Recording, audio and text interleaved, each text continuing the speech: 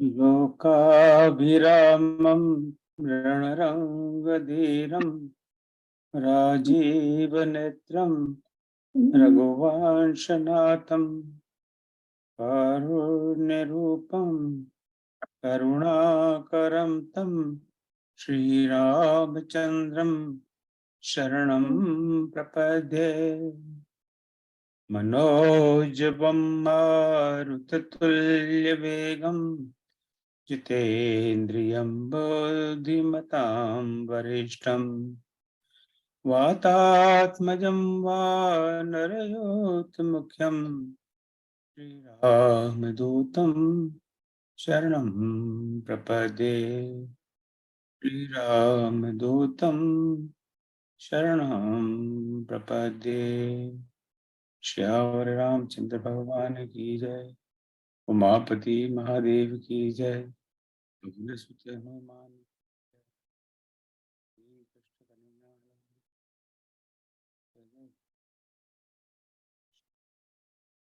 श्री राम भाइयों बहनों, आज ब्राह्मण क्लास का मैं आपका पुनः स्वागत। ब्राह्मण क्लास आपको पता ही है कि पिछले सप्ताह हम अयोध्या में प्रवेश कर लिया था। तो पिछले सप्ताह अयोध्या कांड में आरंभ से 2023 संक्षेप में चर्चा की थी। तो उस विषय वस्तु पर क्विज भी करीब एक सप्ताह से डाला हुआ है। तो आपने क्विज ना दी हो तो अवश्य दें। जैसे आपको पता ही है कि क्विज का उद्देश्य क्विज नहीं है, पर सीखना है। उसके माध्यम से हम सीखते हैं, उसके माध्यम से हमें रामायण खुलनी पड़ती है, रामायण पढ़नी पड़ती है, रामायण समझनी पड़ती है। तो एक सीखने का तरीका है। तो वो कोई परीक्षा, कोई क्विज का जो शाब्दिक जो मतलब होता है, किसी की हम परीक्षा ले रहे हैं, किसी की यहाँ कोई परीक्षा और क्विज कुछ किसी का नहीं, ये एक सीखने का तरीका है। तो please do that you can. तो पिछले एपिसोड में अगर मैं टीवी की बात कर रहा होता तो राम जी विवाह करके अयोध्या लौट आए और महाराज दशरथ सोच रहे हैं कि अब मैं रिटायरमेंट ले लूं और राम को राज सिंहासन देकर अपना वन को चला जाऊं। पर बात उल्टी हो जाती है। मंत्रा को ये बात पसंद नहीं आती और मंत्रा कैकेयी जी को समझाती है कि आप अपने 2 वरदान जो दिए हुए थे, आपके पास जो रेंज आ गया तो उसको आप बनाने का वक्त आ गया है। तो बड़ी मुश्किल से समझा पाती है वो मंत्रा और कौशल्या का। मंत्रा और कैकेयी का बड़ा लंबा संवाद है और बड़ा महत्वपूर्ण संवाद है। आजकल आप आर्ट ऑफ परसुएशन पे आप देखेंगे, दुनिया भर आप डालिए आर्ट ऑफ परसुएशन की किताब है, आपको सैकड़ों किताब मिल जाएगी आर्ट ऑफ परसुएशन।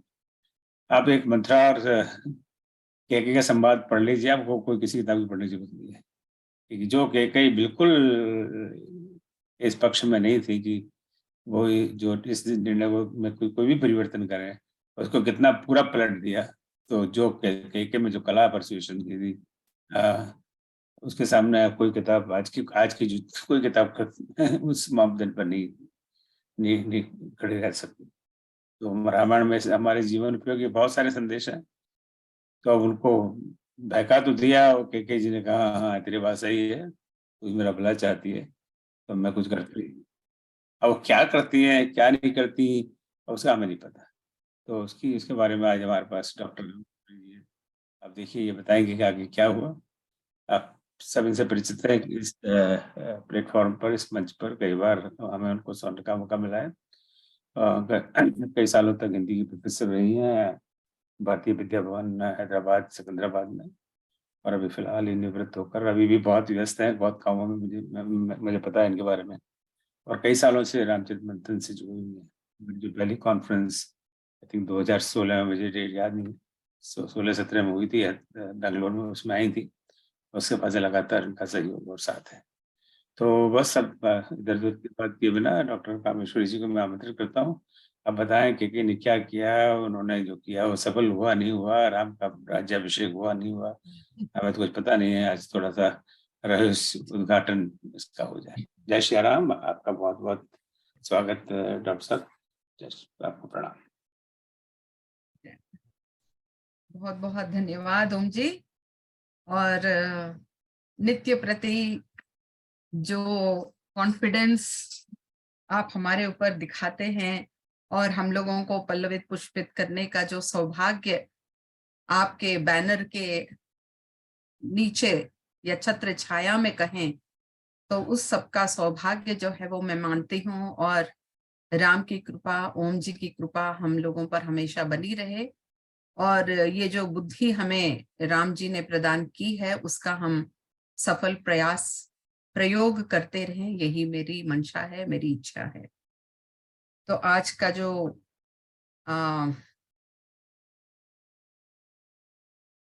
1 सेकेंड,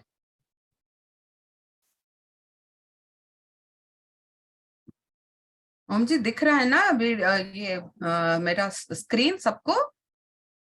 जी जी बिल्कुल दिख रहा। जी, ओके। तो श्री जानकी वल्लभो विजयते, श्री रामचरित मानस द्वितीय सोपान, अयोध्या कांड के 23 से लेकर 51 सवैया तक आज मुझे इसकी व्याख्या करनी है, या उसमें उपस्थित जो मुख्य अंश हैं उनको प्रस्तुत करना है। तो ये छोटा सा प्रयास आप लोगों के समक्ष में रखना चाहूंगी एक पीपीटी के माध्यम से।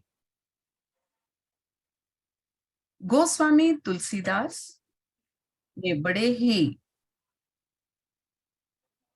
Can I move this here somewhere, Goswami Tulsidas द्वारा रचित रामचरितमानस में राम के चरित्र का चित्रण चित्रात्मक शैली में मन भावन चित्रण किया है। दोहा, सवैया, छंद, सोरठा में प्रस्तुत इन पंक्तियों के सहारे श्री राम के राज्याभिषेक की तैयारियों का वर्णन है।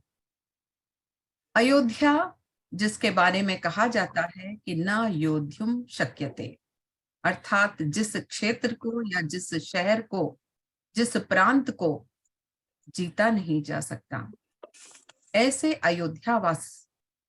अयोध्या में अयोध्या के वासी शुभ मंगलाचार के साथ सज रहे हैं। राजद्वार पर बड़ी भीड़ लगी हुई है, लोगों को कुछ समझ में नहीं आ रहा है क्या जो उन्होंने सुना वो ठीक है कि नहीं है। अजीब सी परिस्थिति हो रही है, सब लोग यहाँ वहां जहां तहां भाग रहे हैं। हम लोगों में भी जब कोई पर्व या त्योहार होता है, कोई हमारे घर में कोई शादी ब्याह है, कोई छोटी सी भी अगर आयोजन हम करते हैं, तो जैसी स्थिति होती है हमारी, कभी कभी ये नहीं सोचता कि हम क्या कर रहे हैं, बस कभी कभी यहाँ से वहां से यहाँ जा रहे होते हैं। रही है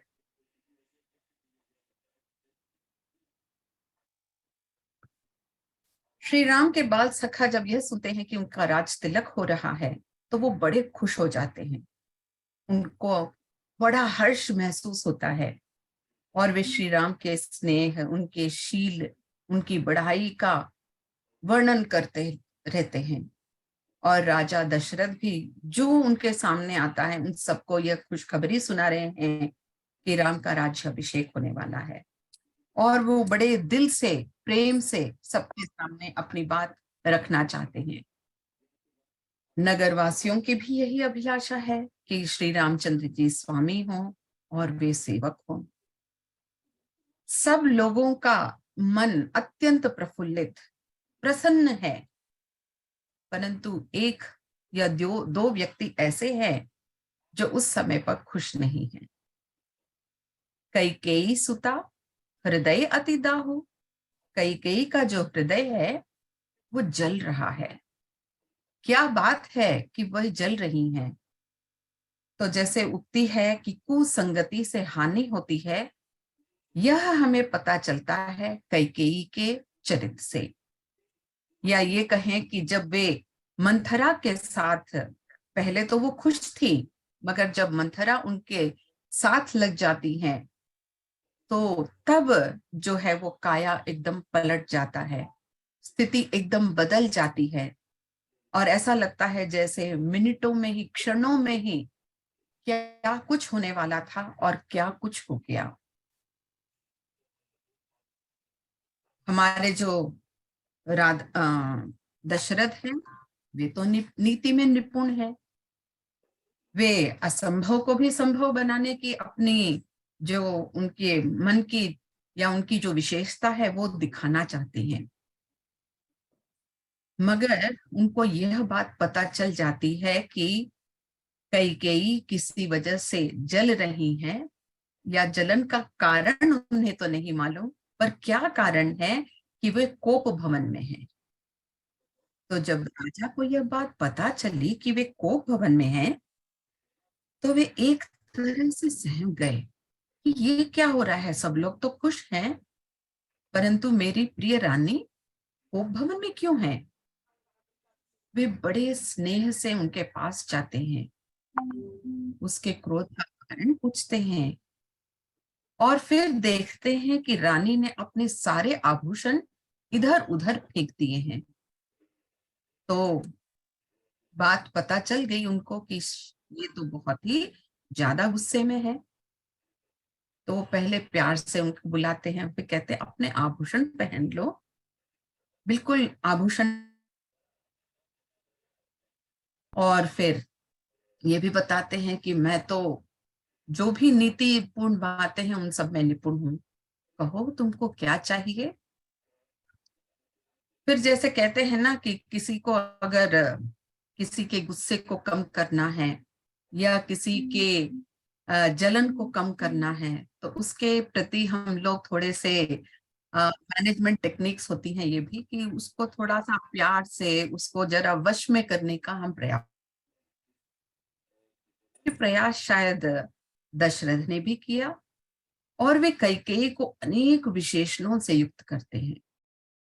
वो उन्हें बुलाते हैं हे प्राण प्रिय, कभी कहते हैं हे रानी, फिर कहते हैं हे सुमुखी, हे सुलोचनी, हे कोकिल बयनी, हे गजगामिनी, हे प्रिय, हे सुंदरी, हे भामिनी, हे सुनैनी, हे भीरु, हे चतुर प्रिय। इस तरह से करते करते वे पता नहीं कितने विशेषणों से उन्हें युक्त करते हैं, संदर्भ अनुसार।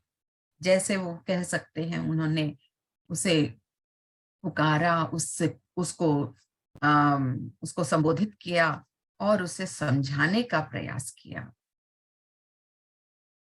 क्या कहते हैं देखिए, फिर वो कहते हैं कि देखो, अगर तुम चाहती हो कि किसी को मैं कंगाल बना दूं तो मैं बनाने के लिए तैयार हूं, किसी को राजा बनाना है तो मैं राजा बना देता हूं, किसी राजा को इस देश से निकालना है तो मैं वो भी कर दूंगा, अगर तुम्हारा कोई शत्रु है जो अमर है, तुम उसको मार डालना चाहती हो तो मैं उसको मार डालूंगा, बस एक बात है, मेरी एक विनती है, तुम आभूषण पहन लो और जो मन चाहा वरदान है वो मांगो। और फिर जैसे अपने मुंह से सुनाना चाहते हैं कि देखो, मैं राम को युवराज बनाना चाह रहा हूं, उसको मैं युवराज का पद दे रहा हूं। मगर क्या हमारी कैकेयी इन बातों को सुनकर खुश है? राजा को बेचारों को ये नहीं पता था कि कपट चतुराई नहीं दिख रही है उनको। उनको मंथरा, जो करोड़ों कुटिलों की शिरोमणि गुरु मंथरा की पढ़ाई हुई थी, इन छोटी छोटी कोमल बातों को कहाँ समझ पाती। राजा दशरथ की उन कोमलपूर्ण बातें सुनकर तो उनको और भी गुस्सा आ रहा था। फिर अपने गुस्से को वो शांत नहीं कर पाई और बोल ही पड़ी। क्या बोलती हैं? मांगू मांगू पई कहा हो प्रिय, कबू न देहु न लेहूं, देन कहे हो बरदान दे, देवु पावत संदेहु। फिर वो कहते हैं अरे, आप तो कहते हो कि मांगो मांगो, ये कहते हो कि मैं वरदान मांगू, और जब मांगने के लिए मैं तैयार हो गई तो तुम ना देते हो ना लेते हो, कुछ भी नहीं। आपने तो 2 वरदान देने को कहा और आज तो मुझे ऐसे लग रहा है कि वो भी मिलने से रहे मुझे। क्या ये सचमुच तुम देने को तैयार हो ये वरदान, कि नहीं देना चाहते हो?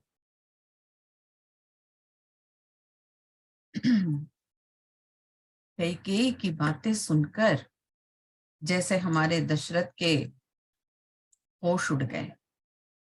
परंतु वे ऊपरी तौर पर हंस पड़ते हैं और फिर कहते हैं, अरे मान करना तो तुम्हें प्रिय है, तुमने तो अपने वरदान मेरे पास धरोहर के रूप में रख दिए थे और फिर कभी मांगा ही नहीं, और मुझे भी स्मरण नहीं रहा, मैं भी भूल गया।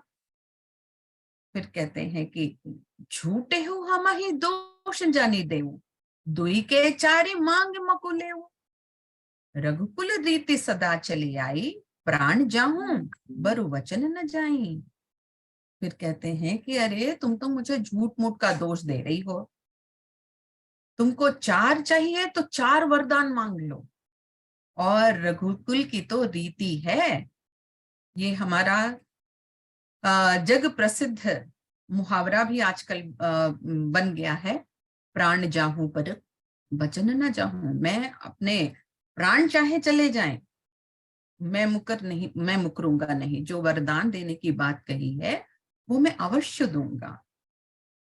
और फिर कहते हैं कि सत्य भी सभी सत्कृतों या पुण्यों की जड़ है, और यह बात तो वेद विदित है, पुराणों में भी कहा गया है कि रघुकुल के जो लोग होते हैं वे सदा अपने बातों पर, वचनों पर खड़े रहते हैं, कभी अपने बात को मुकरते नहीं। पर इन बातों को सुनकर भी कैकेयी चुप नहीं रही, व्यंग से हंस पड़ती है, दुर्बुद्धि से हंस पड़ती और कहती है, सुनहु प्राण प्रिय भावत जी का, देहु एक बर भरत ही टीका, मांगहु दूसर बर कर जोरी, पूर्वहु नाथ मनोरथ मोरी। वे कहती है कि प्राण प्रिय सुनो, प्यारे सुनो, सुनिए, सॉरी, मेरे मन को जो भाता है एक ही वरदान तो दीजिए। और फिर उस एक वरदान में क्या है, भरत को राज तिलक। और फिर कहते हैं कि हे नाथ, जो दूसरा वर है ना, मैं हाथ जोड़कर आपसे मांग रही हूं कि कृपया करके आप मेरा मनोरथ पूरा कीजिए। मैं तो चाहती हूं कि आज जो 2 वर आपने मेरे पास मुझे दिए थे, देने का मुझको सौगंध दिया था आपने, वो 2 वरदान आज आपको देना ही होगा।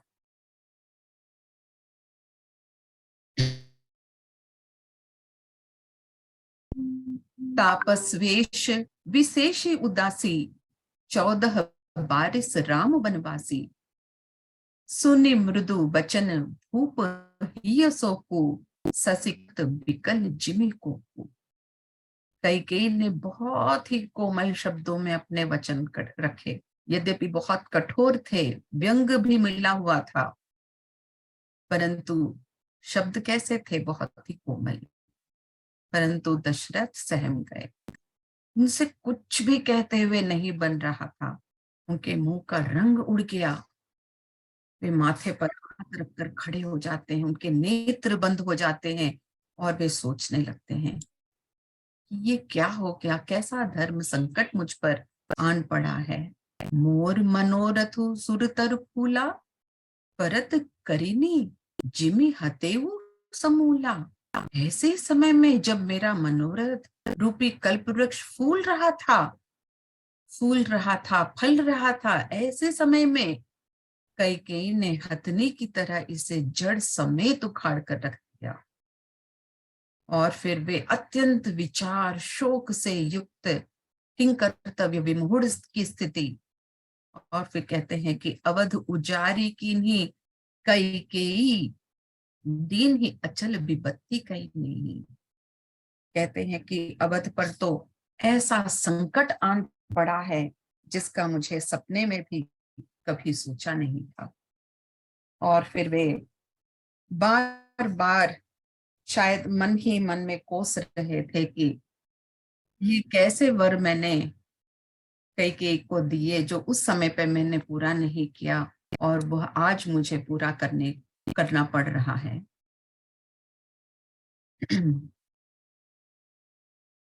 बहुत परेशान से तरह तरह की बातें उनके मन में आ रही हैं, जा रही हैं। उनका बुरा हाल देखकर भी दुर्बुद्धि कैकेयी मन ही मन में क्रोधित हो रही हैं और फिर वे दशरथ से एक सवाल भी कर देती हैं। क्या कहती हैं? क्या भरत आपका पुत्र नहीं? क्या आपने मुझे खरीदा है? और ऐसी बातें सुनकर सोचिए कि कैसी अवस्था होती होगी। और फिर वो कहती हैं कि आप रघुकुल के सत्यसंध कहलाते हो, उत्तर दीजिए। अब बड़ा संकट फिर से। सत्यसंध कहते हैं कि जो रघुवंश के लोग हैं वे सत्य प्रतिज्ञ हैं, जो बात कहते हैं उसको अवश्य पूर्ण करते हैं। फिर कैकेयी राजा शिबी, दधीची और बलि के वचन की प्रतिज्ञा को याद दिलाती हैं। 2 मिनट में पहले आप लोगों को यहाँ पे ये बता दूं कि राजा शिबी, दधीची और बलि के कौन से वचन दिए थे, उनकी प्रतिज्ञाएं की थी। कहते हैं कि कैकेयी ने राजा शिबी, दधीची और बलि की प्रतिज्ञा को याद दिलाया और उनका यह कहना था कि जो राजा प्रतिज्ञा करते हैं, सत्य प्रतिज्ञा करते हैं, वे किसी भी हाल में उसे पूरा करते हैं। राजा शिबी पुरुवंशी राजा थे और उशिमर देश के राजा थे, बड़े ही परोपकारी और धर्मात्मा। उनके दर पर आया हुआ कोई भी व्यक्ति खाली हाथ नहीं जाता था और इसका उल्लेख हमें बौद्ध धर्म के लोकप्रिय जातक कथाओं में भी मिलती हैं। वे अपनी निस्वार्थ सेवा भावना के लिए जाने जाते थे।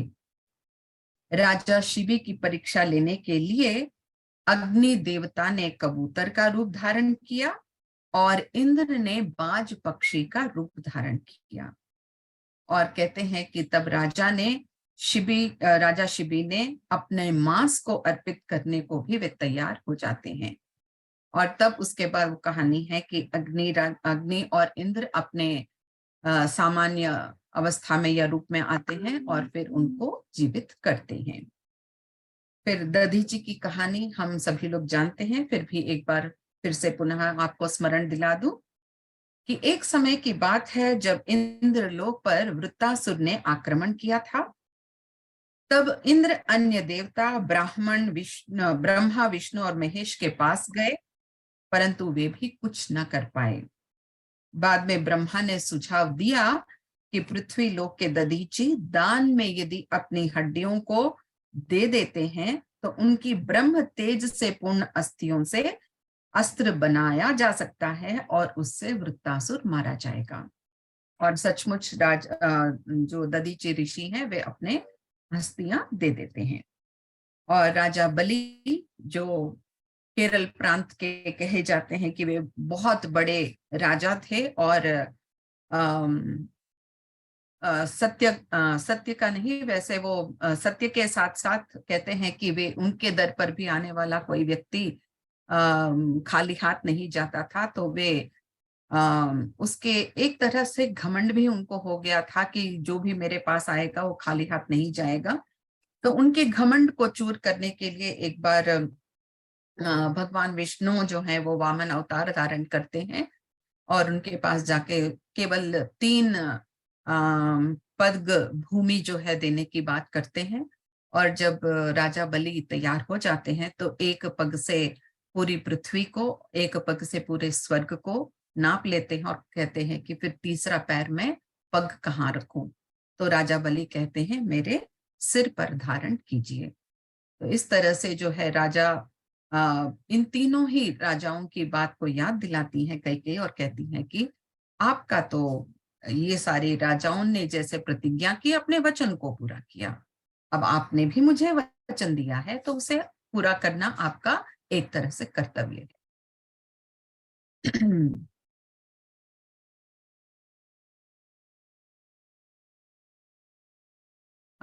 राजा नम्रता से बोल पड़ते हैं कि कल ही मैं भरत और शत्रुघ्न को बुलाने के लिए दूत भेजूंगा, शुभ मुहूर्त निकलवाऊंगा, डंका बजवाऊंगा और भरत को राज्य दे दूंगा।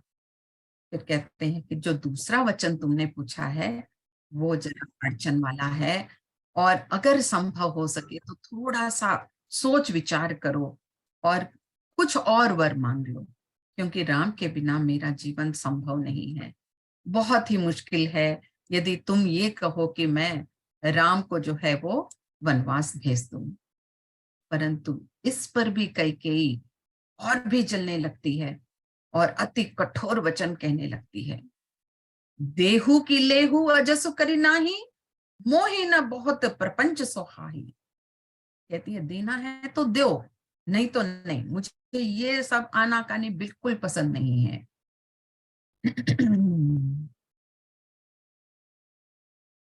अब एक तरह से कैकेयी ये सोचिए कि एक धमकी ही दे दी है राजा को।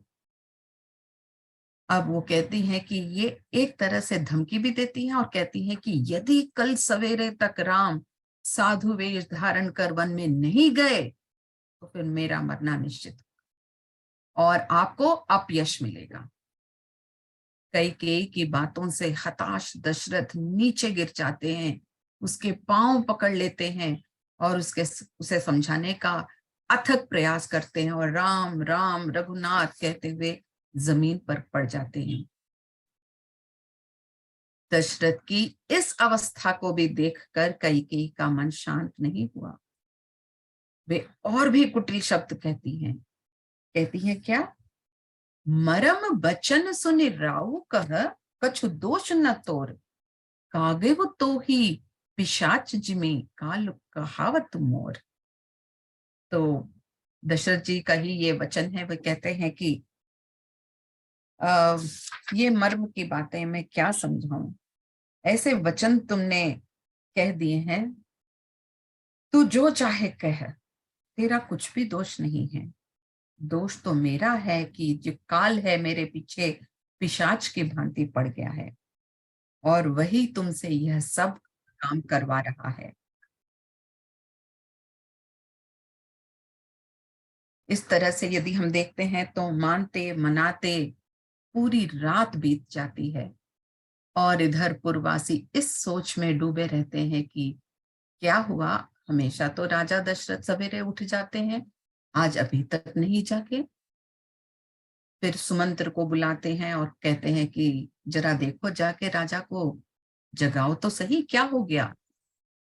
और तब कहते हैं कि सुमंत्र वहां जाते हैं, वहां की स्थिति को देखते हैं, एकदम चकरा जाते हैं और फिर जय जीव कहकर बैठ जाते हैं। जय जीव शब्द का प्रयोग उस जमाने में राजा दशरथ के लिए मंत्रियों का यह प्रचलित संबोधन था।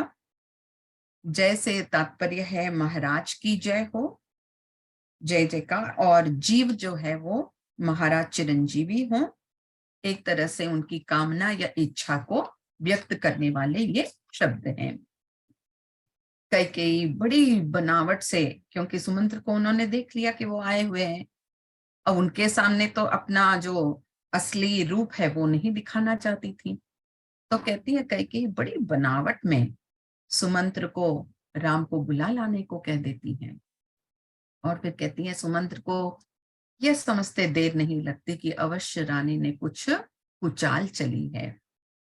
फिर श्री राम ने सुमंत्र जी को पिता के समान, सुमंत्र जाते हैं श्री राम के पास और उन्हें ये बताने के लिए कि पिताजी आपको बुला रहे हैं।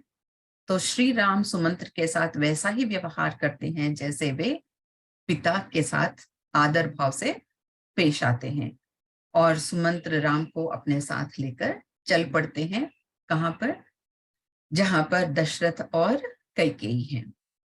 जाई दीख रघुवंश मनी, नरपति निपट कुसाजू, सहमी परे वो लखी, सिंघनि मनहु वृद्ध गजराजू। तो उस समय की स्थिति का वर्णन करते हुए वे कहते हैं कि रघुवंश मणि श्री रामचंद्र जी ने जब यह देखा कि राजा अत्यंत ही बुरी हालत में पड़े हैं तो उनको यह समझते देर नहीं लगी। यहाँ की उपमा देखिए वो कैसे देते हैं तुलसीदास की, जैसे सिंहनी को देखकर कोई बूढ़ा गजराज सहम कर गिर पड़ा हो, वैसे ही जैसे सरेंडर हो गए हैं कि भाई अब मेरे वश में कुछ नहीं है, सब कुछ तो इनके कहे अनुसार ही अब चलने वाला है।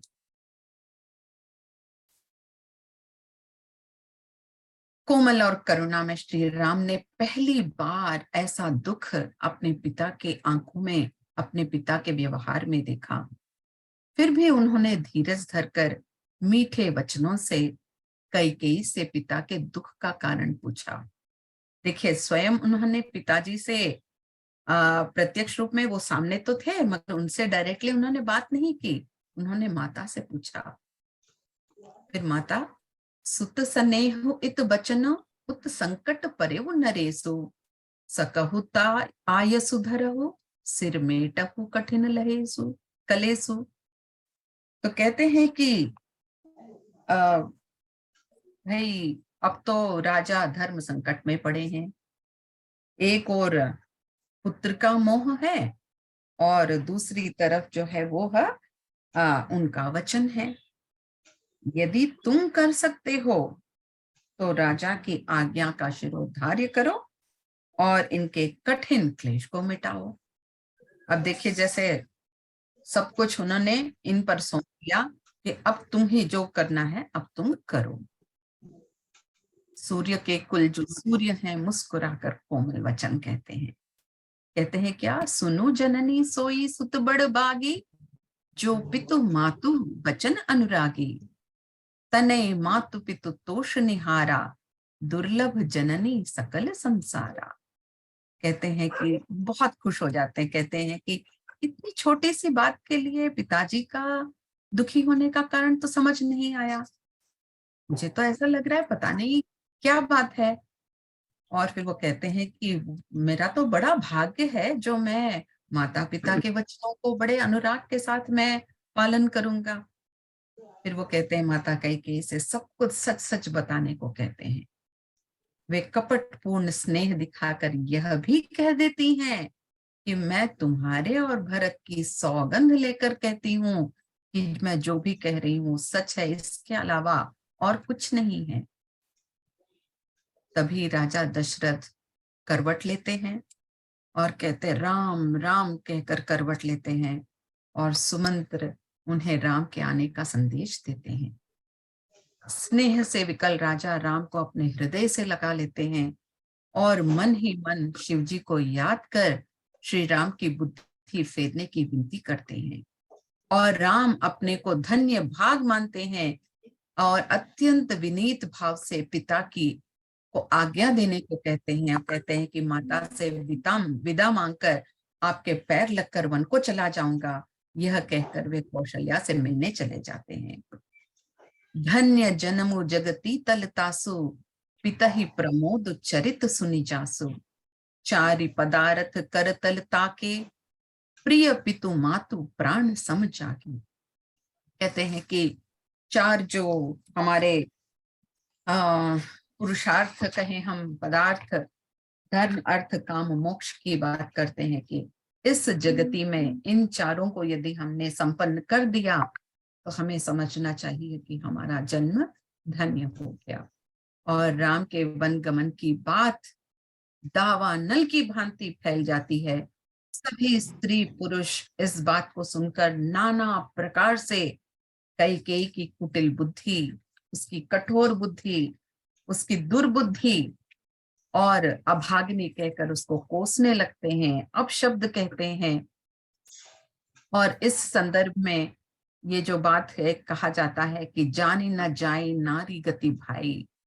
ये तो है कि नारी की बात समझ में नहीं आती कि कब किस परिस्थिति में क्या कह देगी, क्या अब पूछ लेगी, मांग लेगी और कब क्या करना चाहिए। लोग यह भी कहने लगते हैं कि राजा ने बिना किसी सोचे समझे यह कैसे वरदान दे दिया, स्त्री के वश में होकर ही यह सब किया है।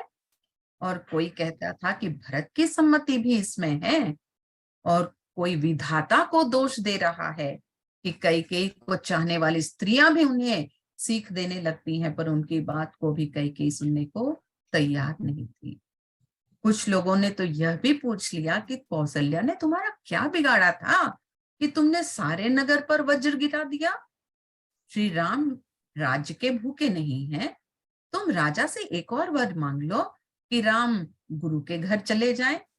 और फिर कहते हैं कहीं तुमने ये दिल लगी तो नहीं कर रही हो ना। अगर कर रही हो तो बता दो, क्योंकि कोई भी ये बात सुनने को तैयार नहीं थे।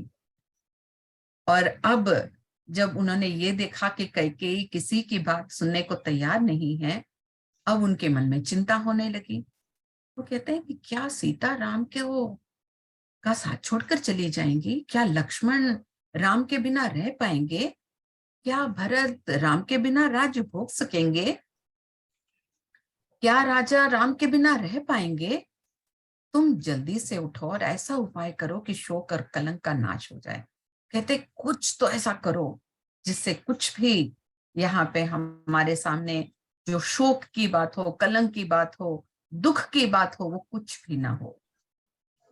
और फिर अति विषाद बस लोग लोगाई, गए मातु पही राम गोसाई, मुख प्रसन्न चित चौगुन चावू, मिटा सोचु जने राखे रावू। फिर वह परिस्थिति आती है जब रघुवीर, पहले उस समय तक उनकी यह सोच थी कि अगर मैं सचमुच राज तिलक होकर अगर मैं चला जाता हूं, तब तो भाई लोग यही कहेंगे कि इसने स्वीकार कर लिया। फिर वो इस चिंता में भी थे कि कहें कि बड़ा भाई है, उसने सारा राज्य ले लिया है।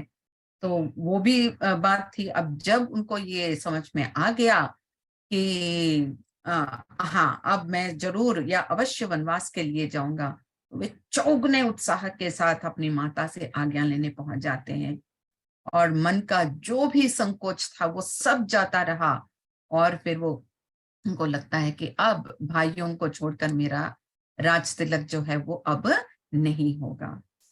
और नव गयंदु रघुवीर मनु, राज अलान समान, छूट जानी बन गवन सुनी, उर आन आनंद अधिकान।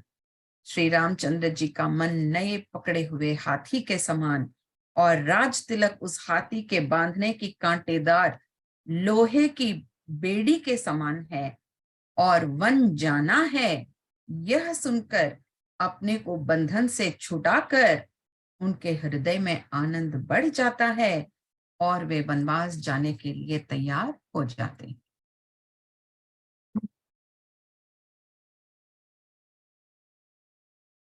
आप सभी लोगों का बहुत बहुत धन्यवाद।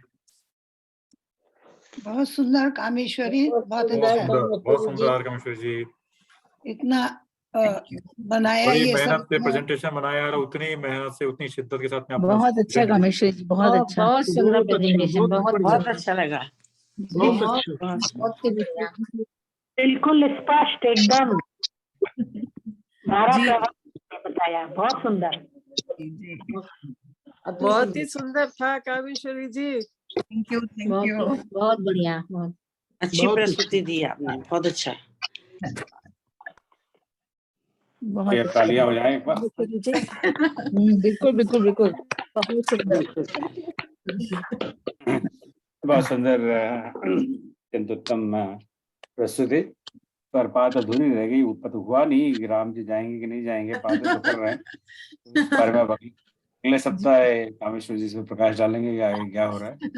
आज तो सिर्फ बातें ही हो रही हैं। जैसे मैंने पिछली बार कहा था, अयोध्या कांड संवादों का कांड है। आज तो आज तो पूरा समय संवाद ही है। बात दशरथ जी का और केके का संवाद, राम जी का और केके का संवाद, राम जी का दशरथ का संवाद, राम का कौशल्या का संवाद। तो संवाद ही संवाद है, बड़े बातों नहीं है सब लोग, पर हर बात में बहुत नहीं, ये लोग भी बहुत बातों नहीं थे, बहुत बातें करते थे। ऐसा नहीं कि हम ही बातों नहीं है। फर्क है कि ये क्या बात करते थे और हम क्या बात करते हैं, इतना ही फर्क है।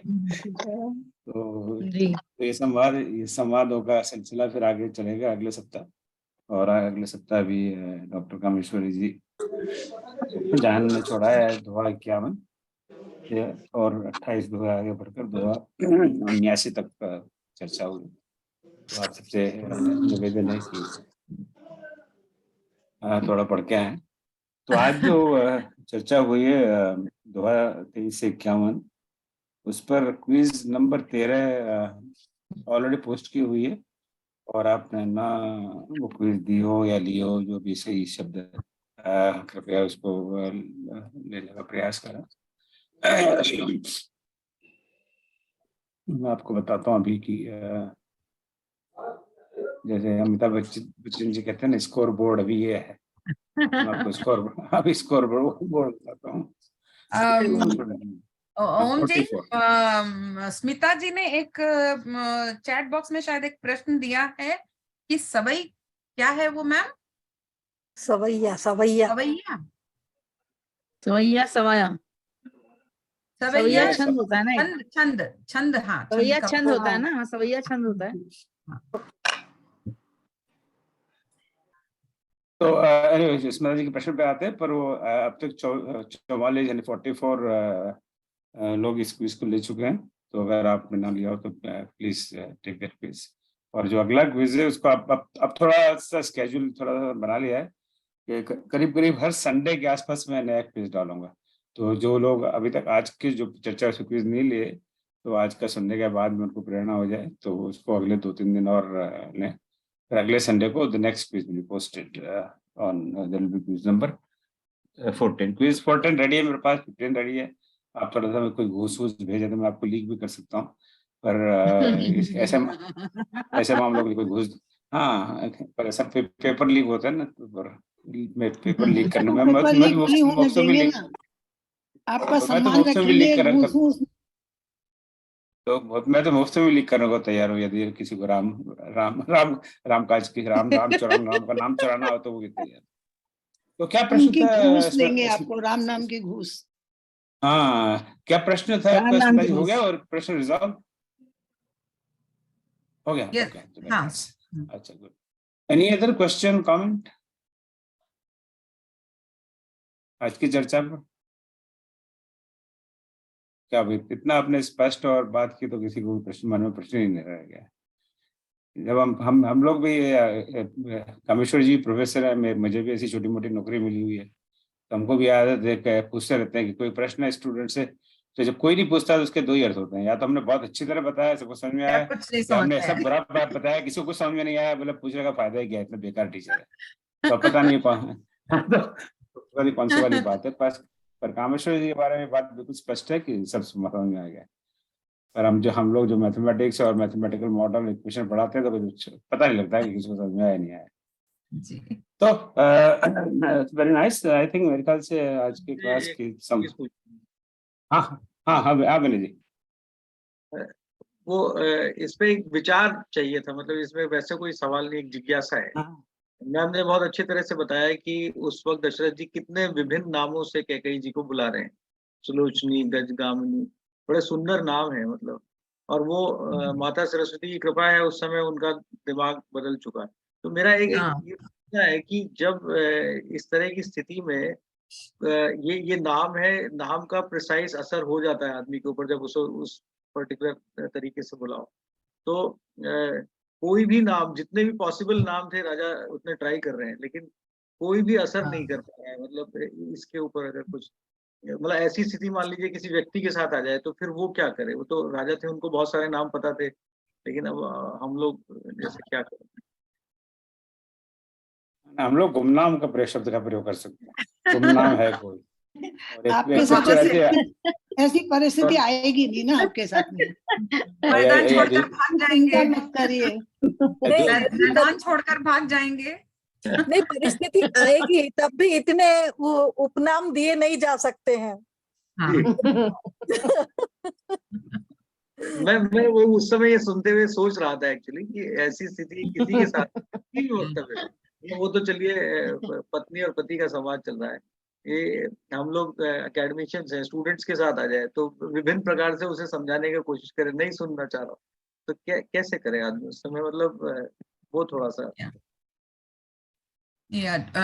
ट्रू विनय जी, सचमुच ये कभी कभी परिस्थिति होती है। जब हम कॉलेज में जब पढ़ाते थे तो कभी कभी किसी विद्यार्थी पर अगर क्रोध कर भी देते तो पहले अपने आप को हम संतुलित करते थे, और फिर उससे फिर जब अकेले में वो कभी मिलता था या मिलती थी तो उनसे हम जरूर या अवश्य बात करते थे।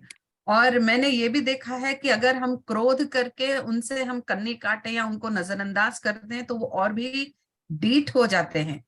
बजाय उसके कि कक्षा में आके जब वो बैठा है बार बार आप उससे सवाल करो और बोलो कि मैं सही कर रही हूँ ना, मैं अच्छा कह रही हूँ, सही में बता रही हूँ, आपको समझ में आ रहा है।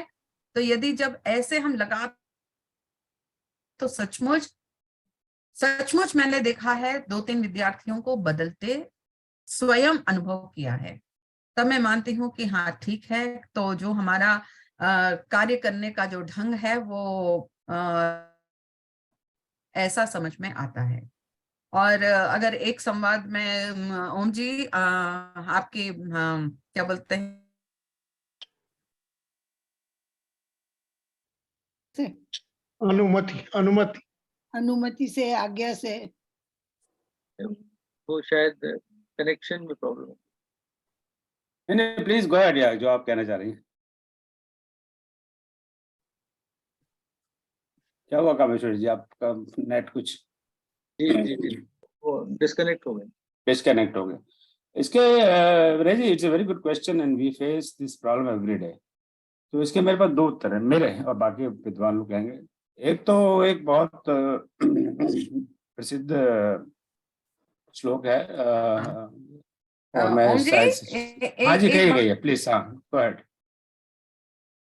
हाँ सर, सॉरी मेरा इंटरनेट चला गया था। हाँ हाँ हाँ हाँ, बोलिए, आप क्या कह रहे हाँ थे? क्या मैं, हाँ तो एक विद्यार्थी था जो मेरी आदत थी कि क्योंकि हम लोग सेकंड लैंग्वेज के टीचर्स थे, हिंदी पढ़ाते हैं, तो पढ़ाते थे, तो पहले 2 वर्षों में हिंदी होता था और थर्ड ईयर में जाके उनको कोई हिंदी की क्लासेस नहीं होती थी।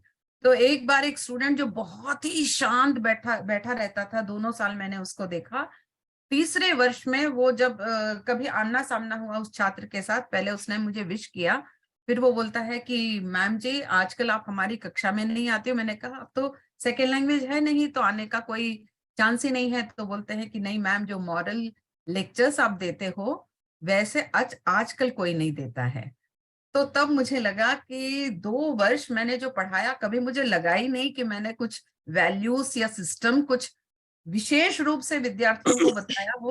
अपनी कक्षा के दरमियान जो बताया था, परंतु उस लड़के को जब मैंने यह कहते हुए सुना और उसको बदलते हुए देखा, तो मुझे बहुत ही मन प्रसन्न हो गया। और आज भी देखिए यहाँ पे इस पटल पर मैं उसको याद कर रही हूँ।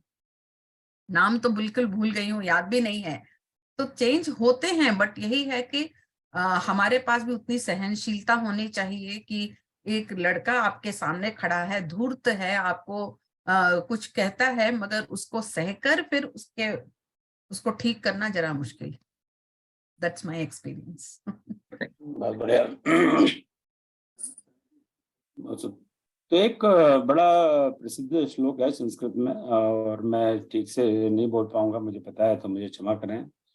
यस्य नास्ति स्वयं प्रज्ञा शास्त्रम तस्य करोति किम लोचनाभ्याम विहीनस्य दर्पण किम कर्ष्यति। तो यहाँ तक भी शास्त्र भी ऐसे लोग होते हैं जिनको शास्त्र भी नहीं समझा सकते। हम और आप तो क्या करेंगे।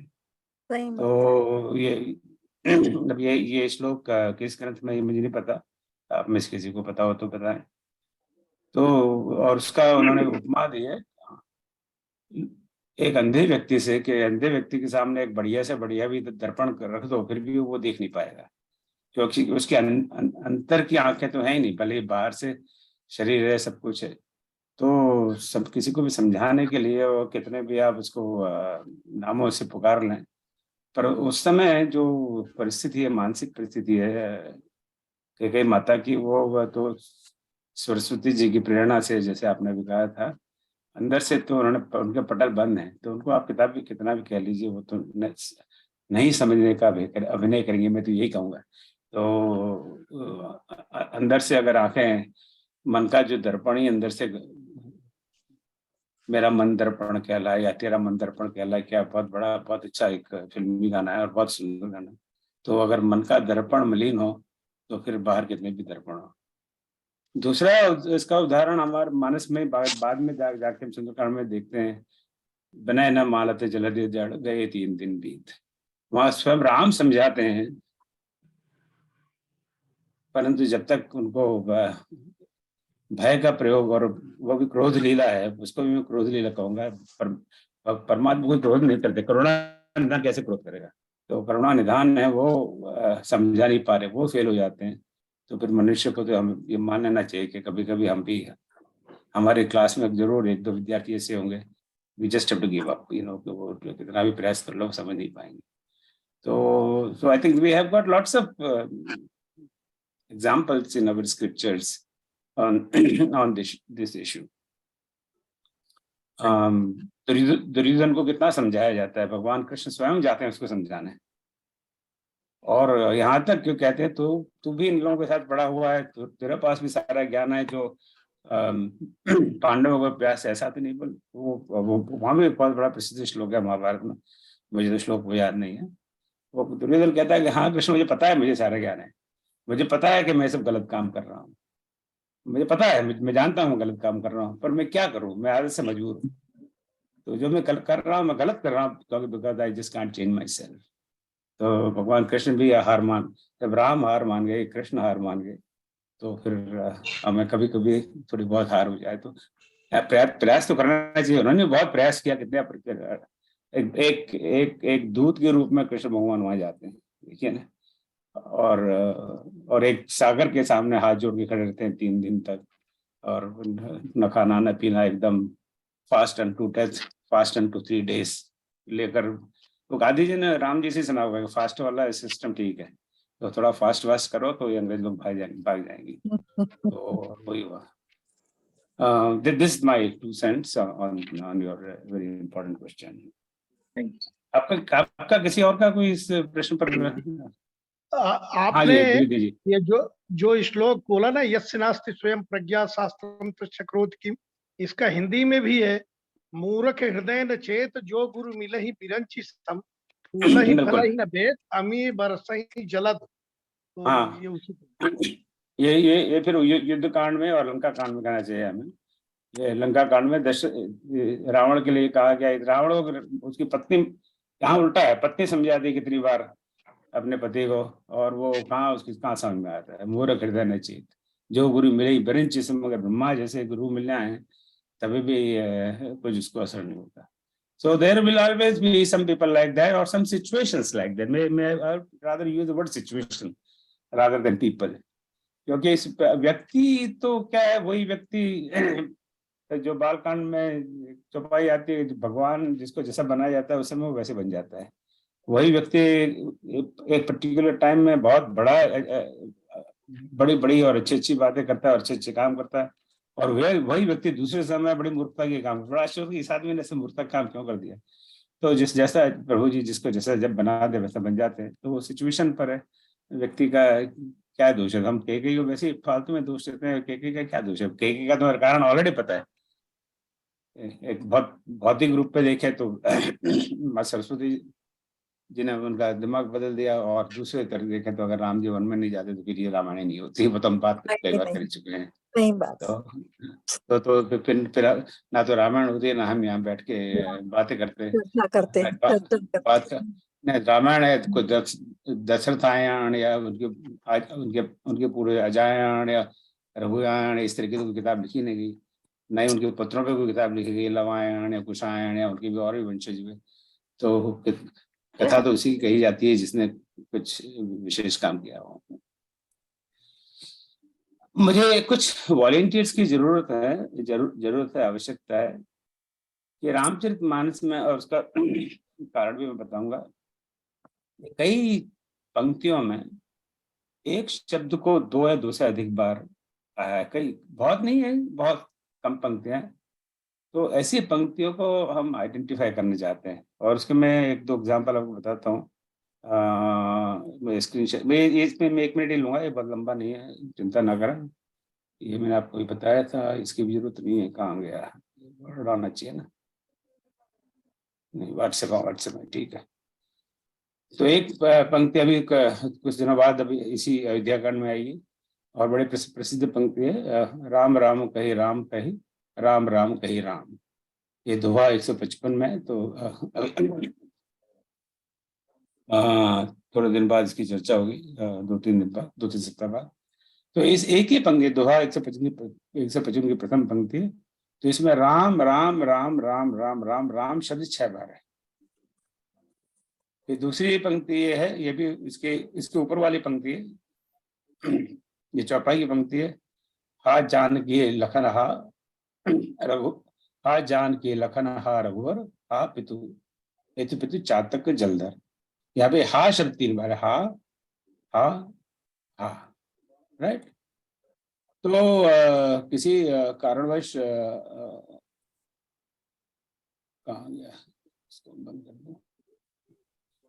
मुझे ऐसी पंक्तियों को आइडेंटिफाई करना है पूरी रामचरितमानस में जहाँ कोई शब्द 2 बार या 2 से अधिक बार आया है। तो अगर आप में कोई आपके पास अगर 2-3 घंटे का समय हो पिछले एक 2 सप्ताह में, और ऐसी पंक्तियों को आइडेंटिफाई कर सकें तो हमें बड़ी मदद मिलेगी। तो अगर आप अभी आप बताएं अभी कि आप समझ नहीं सकते। मुझे अभी मैं तक करूंगी ओम जी, मैं करूंगी। हाँ सर, सर दीदी हमारी हैं, ठीक है, थैंक यू जी, मैं भी तैयार हूँ। स्नेहलता जी, जी। Nice, thank you. मैं बाद में भूल जाऊंगा, नाम लिख लेता हूँ। 2 शब्द वाले तो बहुत शब्द हो जाएंगे, 2 से अधिक वाले करिए जाए तो ठीक रहेगा। नहीं, उसकी आवश्यकता 2 या 2 से अधिक। और उसका एक कारण है, मैं बताता हूँ। कारण उसका ये है कि जो ये हमने किताब 5-6 वर्ष पहले प्रकाशित हुई, अभी मुझे मिल नहीं रही, रामचरितमानस वर्ड इंडेक्स, उसमें हमने क्या किया कि जो काउंट है वो शब्द कितनी लाइन में आया है वो काउंट है, कितनी बार आया है वो काउंट नहीं है, क्योंकि उस समय हमने स्प्रेडशीट्स में से अनफॉर्चुनेटली वो डिलीट कर दिया था। तो वो अंडर एस्टिमेट है, तो वो एक्चुअल काउंट चाहिए वो शब्द कितनी बार आया है। तो जो जो जो मल्टीपल टाइम्स एक लाइन में आए, we have to add that. तो वो अब उसका तरीका ये है कि हम सारी लाइंस को एक बार देखें और उन लाइन को पता लगाएं। जैसे ऐसी चौपाई मान लीजिए आती है, बार बार मांगू मैं एहू, तो बार वो 2 बार आ गया शब्द, तो बार तो ये माना जाएगा। बिल्कुल, ये प्योरली क्लरिकल वर्क है, इसका अर्थ मत निकालिएगा। ये एकदम क्लरिकल जो काम था कि अच्छा बाहर 1 बार आ गया, 2 बार आ गया, ये दो अलग अलग शब्द हैं। अनलेस कि दोनों एक साथ जुड़े हुए एक शब्द हो तो फिर वो एक शब्द है। केवल अयोध्या कांड का या और भी नहीं, पूरी रामायण में, पर मैं आपको सिलेक्टेड पार्ट दूंगा, ये नहीं कि आपको पूरी रामायण करना है। तो अभी तक मेरे पास 1 2 3 4 5 6 7 8 लोगों का नाम है। एक बात पूछूं मैं? हाँ, मैं भी करूंगी। मैं इसके लिए आप ऐसा करिए, जितने लोग हैं ना, कुछ पार्ट उनको डिवाइड कर दीजिए। वही मैं करूंगा दीदी, मैं इसलिए मैं वही करूंगा, इसलिए तो मैं नाम ले रहा हूँ। मैं पूरी रामायण, आप घबराइए मत कि मैं आपको पूरी रामायण आपको दे दी, तो उसका स्मॉल पोर्शन, जैसे आपको अभी सारे नाम आ जाएंगे, फिर मैं कहूंगा कि भाई सरिता श्रीवास्तव ने सबसे पहले मुझे क्या आप सुंदरकांड की सारी लाइन देख लीजिए बस, राइट। मीनू दीदी का, मीनू अग्रवाल ने भेजा कि भाई आप सिर्फ बालकांड के पहले 100 दोहे तक कर लीजिए, समथिंग लाइक दैट। तो उसी से डिवाइड करो, राइट। मेरा भी नाम लिख लीजिएगा, मैं भी कर दूंगा। आपका नाम आ नहीं रहा है इस पर, क्या नाम? दीपेश गुप्ता नाम है, पता नहीं, मैं शायद लॉगिन करते समय डाला था, दीपेश नाम है मेरा। दीपेश आईफोन डाल रखा है, आईफोन दीप। वहाँ पे आपका नाम आईफोन दीप आ रहा है ना, इसे पता नहीं। अच्छा सॉरी, मैं चेंज कर दूंगा उसको अगली बार। ठीक है। और anybody else like to volunteer? तो मतलब आप 2-3 घंटे का समय निकाल सकें, so that will be most useful, and तो ताकि वो नंबर है ना वो एक्यूरेट हो जाएगा। और उसका अभी अब आप सोचते हैं कि अभी इसकी जरूरत क्या पड़ गई? उसकी जरूरत ये पड़ गई कि कुछ 8-10 लोग रामचरितमानस की डिक्शनरी पर काम कर रहे हैं, और वो काम बड़े एकदम इस समय बहुत एकदम हाई पीक इंटेंसिटी पे है। मेरा करीब पूरा समय उसी में जा रहा है। तो उसमें भी विल राइट दिस काउंट कि ये शब्द इतनी बार आया है। और जैसे गिरा शब्द है, गिरा शब्द के 3 अर्थ आते हैं। गिरा तो एक है कि माता सरस्वती माता स्वयं, दूसरा अर्थ आता है कि गिरा का कि जो वाणी है, स्पीच, और तीसरा क्रिया, गिरा गिर गया। तो तीनों अर्थ में रामचरितमानस में। तो हम ये भी बताना चाहते हैं डिक्शनरी में कि जब सरस्वती के संदर्भ में जब गिरा शब्द का प्रयोग है तो वो कितनी बार है, और क्रिया के रूप में संदर्भ है तो वो कितनी बार है, इस तरह से। तो अब हमारे पास जो काउंट है वो रामचरितमानस के वर्ड इंडेक्स से और वो काउंट एज आई सेड कि वो अंडर एस्टिमेट है, तो वी वांट, अब समय मिला है तो उसको accurate count we can do. तो अभी तक मेरे पास ये नाम है, सरिता श्रीवास्तव जी, मीनू अग्रवाल दीदी, उषा बंसल जी। मेरा नाम लिख लीजिएगा भाई साहब। हाँ अच्छा श्री, आपका लिखा हुआ था ना, मैंने नहीं पढ़ा था। हेमलता। लता लाधा, हेमलता। नमस्ते हाँ हाँ हाँ। ओम जी, इस कार्य के लिए कितना समय होगा हमारे पास सबमिट करने के लिए? आई थिंक एक दो सप्ताह में आकर दे दें, that would be great enough, good enough जी। और अप्रोक्सीमेटली ठीक है भाई साहब। कितना लेंथ एक अप्रोक्सीमेटली आई एम थिंकिंग, मैं बता, मैंने बालकांड को 3 हिस्सों में डिवाइड किया है कि आराम से 120 तक 1 पर्सन, फिर 120 से 240 अनदर पर्सन, फिर 240 से एंड तक थर्ड पर्सन। इस तरह अयोध्या कांड को 3 भाग में, फिर बाकी के कांड तो 1 पर्सन, छोटे छोटे कांड है, अरण्य कांड, किष्किंधा कांड, लंका कांड, और इस तरह से। सुंदरकांड छोटा ही है वो भी। हाँ राइट, तो it's not very, it's a clerical exercise. Yes आप अपना दिमाग को बिल्कुल एक तरफ रख दीजिएगा, तो अपना दिमाग का यूज किया और उसको अर्थ निकालने लग गए तो सब गड़बड़ हो जाएगी। एकदम कंप्लीटली क्लरिकल एक्सरसाइज। और मेरा नाम लिख लीजिए आप जी। सुनीति अग्रवाल। मेरा भी लिख लीजिए, शशि लड्डा। हाँ मैं हाँ लिख दिया, तो मैं फिर से मैं नाम कह देता हूँ जो मेरे पास है। सरिता श्रीवास्तव, मीनू अग्रवाल, उषा बंसल, CN लाल, आशा श्रीवास्तव, प्रेमलता महेश्वरी, सरोज अग्रवाल, स्नेहलता शर्मा, शशि लादा, दीपेश गुप्ता, हेमलता लादा, सुनीति अग्रवाल। ठीक है, तो मेरा नहीं आया, अलका श्रीवास्तव जी। अलका श्रीवास्तव।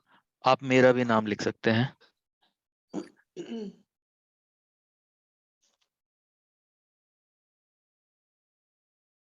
Thank you. चलिए, बाद में भी अगर आपका मन करे इस महायज्ञ में आहुति देने का, तो आप जी उसी भावना से एक मेरा नाम भी आप इसमें लिख सकते हैं, आशुतोष जोशी। हाँ मैं लिख दिया, थैंक यू। मैं एक बात पूछना चाह रही थी सर। आप पूछिए। जैसे आपने ये क्विज 13 दिया था, इसमें क्वेश्चन नंबर 7 में ये लिखा था कि व्याकुल राजा की उपमा किससे दी गई है, तो उसका उत्तर था जल बिन मछली। लेकिन मुझे इसका उत्तर समझ में आया है कि बिना पंख का पक्षी। दोहा 36 के बाद जो चौपाई है उसमें ये दिया है, जल बिन मछली तो नहीं मिला मुझे। 36 कहाँ दोहा, कौन सा दोहा है? अयोध्या कांड में दोहा नंबर 36 है। चलिए कामेश्वरी जी बताइए, ये तो आपका पोर्शन है सिलेबस का। जी, दोहा नंबर 36, राजा करोड़ों प्रकार से समझाकर कि तू क्यों सर्वनाश। उसके बाद जो चौपाई है, के बाद जो चौपाई है, राम राम रट बिकल भुआलू, यही ना? हाँ जनु बिन, हाँ, पक्षी पंख के बिना बेहाल है तो अपने उसका उत्तर यही होना चाहिए ना क्वेश्चन का, कि कोई पक्षी पंख के बिना बेहाल है, ऐसे लग रहे हैं राजा। नहीं, इसमें ये भी है, जल जैसे मछली जल के बिना बेहाल है, पक्षी पंख के बिना बेहाल है, वैसे राजा राम के बिना बेहाल है। इसका तो ये अर्थ होना चाहिए मेरी समझ से। राजा राम राम जैसे कोई पक्षी पंख के बिना बेहाल हो, वे अपने हृदय में मनाते हैं, मान सवेरा न हो।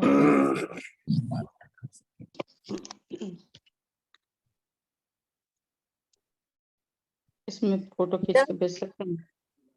जल के बिना तो नहीं दिया गया है, इसमें पंख के बिना ही दिया गया है। पंख के बिना ही बेहाल की बात कर रहे हैं। बेहाल की बात की गई। ये तुलना कहीं और होगी, फिर ये यहाँ पर नहीं होगी। ये या तो यहाँ पे नहीं होगी ये। हाँ, यहाँ पे तो यहाँ पे यहाँ तो ऑप्शन है, ये ऑप्शन दिया ही नहीं है ना। नहीं, ये ऑप्शन नहीं दिया। हाँ, ये ऑप्शन तो है ही नहीं, तो ये किसी और ये कहीं और है। ये नहीं, ये कहीं और है, क्योंकि कुछ ये दिया था हमने 13 की बात है ना। हाँ, 13 क्वेश्चन नंबर 7 आई थिंक कई लोगों ने रिस्पॉन्ड किया तो था इसका। हाँ, बाकी लोगों ने तो उसका उत्तर दिया है ना। उत्तर तो सबने जल बिन मछली दिया है। जल बिन मछली ही दिया है। लेकिन वो हाँ, उत्तर नहीं। रामायण में कहाँ पे है ये नहीं पता मुझे। हाँ नहीं, वो वही एग्जैक्टली वही हमें ढूंढना कहाँ पर है। मुझे मैं थोड़ा कुछ बोलना चाहता हूँ इस मामले में। मुझे ऐसा लग रहा है कि वो जल नहीं है, वो जनु लिखा है। जनु मतलब जैसे, शायद वो अवधी भाषा में जैसे लिखा है तुलसीदास जी ने। जल बिनु मीन लिखा है, मैं देख के बताती हूँ अभी, मैंने पढ़ा है वो। जी मैं बताती हूँ जी। दोहा नंबर 34 के आगे जो चौपाई है, हाँ, उसमें व्याकुल राहु शिथिल सब गाता, करीनी कल्प तरु मनहु निपाता, कंठ सूख मुख आव न बानी, जनु पाठिन दीन बिनु पानी। हाँ ये बिल्कुल, बता, याद है। करेक्ट।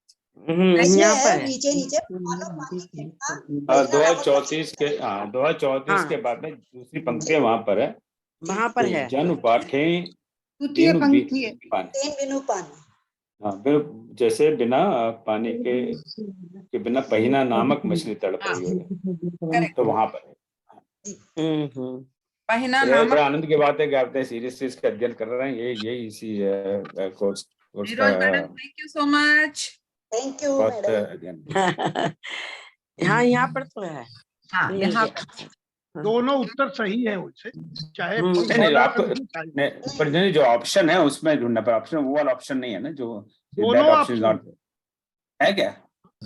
नहीं वो ऑप्शन नहीं है। ऑप्शन नहीं है, वो ऑप्शन नहीं है। वो ऑप्शन नहीं है सर। वो हाँ, ऑप्शन है ही नहीं।